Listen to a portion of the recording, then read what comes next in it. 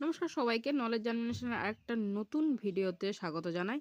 আজকে একটা ছোট্ট ইনফরমেশন নিয়ে কথা বলবো। দেখো, সচরাচর আমরা বলি যে ডাল জাতীয় যে খাবার রয়েছে সেটা প্রোটিন রিচ বা অ্যামাইনো অ্যাসিড রিচ হয়ে থাকে সাধারণত, এবং আমি বিশেষ করে, এবং তোমরা অনেকেই জানো হয়তো, যে মেইজ যেটা, ঠিক আছে, ভুট্টা যেটা অ্যাকচুয়ালি, তো ভুট্টাতে প্রচুর পরিমাণে অ্যামাইনো অ্যাসিড থাকে, প্রচুর প্রোটিন রিচ একটা ফল হচ্ছে ভুট্টা, ঠিক আছে। ভুট্টা বীজ বা ভুট্টা কর্ন যেটা, ঠিক আছে, ফ্লোর, কর্ন ফ্লোর, সমস্ত কিছু ভুট্টা থেকে যা পাওয়া যায়, তার সমস্ত কিছুই কিন্তু প্রোটিন রিচ, এবং তার অনেক তুমি রিজন পাবে, ঠিক আছে। তুমি যদি অ্যানালাইসিস করো, তুমি যদি সিডের ডাস্ট করে সেটা দেখো, সেখানে তুমি প্রোটিনের পরিমাণ বেশি পাবে। অবশ্যই প্রোটিন টেস্ট করলে অবশ্যই অ্যামাইনো অ্যাসিডের টাইপস অফ এবং ভ্যারাইটিস অফ অ্যামাইনো অ্যাসিড পাবে, যেখানে এসেন্সিয়াল অ্যামাইনো অ্যাসিড খুব বেশি। আমি একটা তোমাদেরকে লাইভ এক্সাম্পল দিচ্ছি, যার থ্রু দিয়ে তুমি আরও ভালো জিনিসটা বুঝতে পারবে।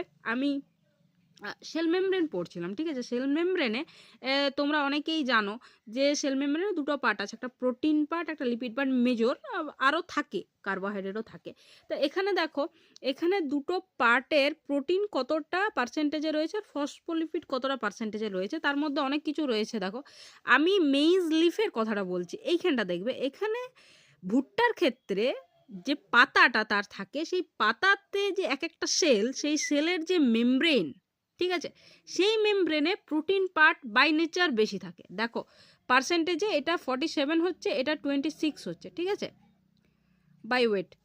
তাহলে এইটা তুমি অনেক কারণের মধ্যে আমি এটা অন্যতম কারণ বলছি, এবং এটা একটা ইম্পর্টেন্ট কারণ, যে ভুট্টার যত সেল আছে প্রত্যেকটা সেলের মেমব্রেন রয়েছে, প্রত্যেকটা মেমব্রেনে প্রোটিন পার্ট যখন বেশি থাকছে, ওভারঅল যখন তুমি লিফ খাচ্ছ বা ফ্রুটসটা খাচ্ছ বা ওই কোনো একটা পার্ট খাচ্ছ, ভুট্টার যখন কাঁচা অবস্থায় থাকে তখন ভুট্টার ওই পাতা দিয়ে শাকটাও অনেকে খায়। আচ্ছা,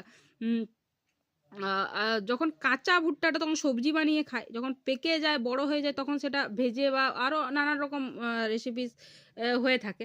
সাধারণত আমাদের এখানে কালচার আছে ভুট্টাটা ভেজে খাওয়া ইত্যাদি। তো যাই হোক, গুঁড়া করে তার ছাতু বানিয়েও খাওয়া হয়।